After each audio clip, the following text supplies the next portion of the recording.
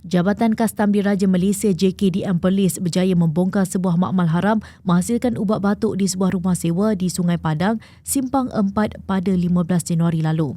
Pengarah Kastam Perlis Ismail Hashim berkata, dalam sebuan pada pukul 2.30 petang itu, sepasukan anggota dari cawangan, penguatkuasaan marin dan cawangan siasatan khas JKDM Perlis membuat serbuan di sebuah rumah tidak bernombor di lokasi tersebut.